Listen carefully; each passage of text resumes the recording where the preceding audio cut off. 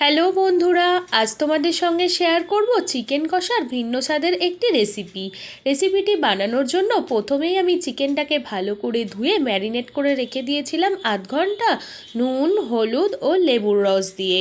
তারপর কড়াইতে পরিমাণ মতো তেল গরম করে নিয়ে মিডিয়াম ফ্লেমে চিকেনগুলো উল্টে পাল্টে ভালো করে ভেজে তুলে নিয়েছিলাম।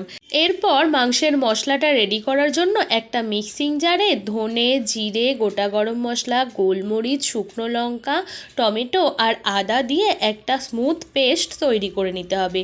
রসুনটা আমি আলাদা আগেই বেটে নিয়েছিলাম, সেটা তোমাদেরকে আর দেখানো হয়নি।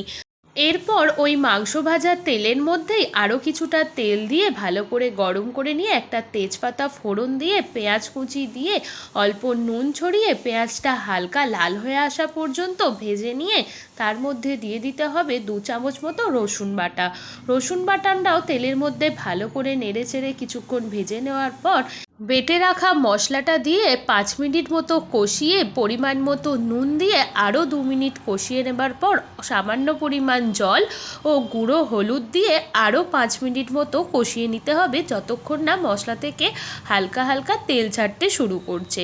মশলা থেকে হালকা তেল ছাড়তে শুরু করলে ভেজে রাখা চিকেনটা দিয়ে আরও 5 মিনিট মতো মিডিয়াম ফ্লেমে ঢাকনা দিয়ে কষিয়ে নিতে হবে। মাঝে একবার ঢাকনা খুলে নেড়ে দিতে হবে। এইভাবে 5 থেকে 10 মিনিট মতো কষাতে থাকলেই মোটামুটি চিকেনটা নরম হয়ে যাবে। 10 মিনিট মতো চিকেনটা কষে নেওয়ার পর চিকেন থেকে যখন তেল ছাড়তে শুরু করেছে তখন এর মধ্যে দিয়ে দেবো সামান্য পরিমাণ জল দিয়ে আরও 2 থেকে 3 মিনিট মতো ফুটিয়ে নিলেই তৈরি হয়ে যাবে আমার আজকের রেসিপি। কেমন লাগলো কমেন্টে অবশ্যই জানিও। টাটা।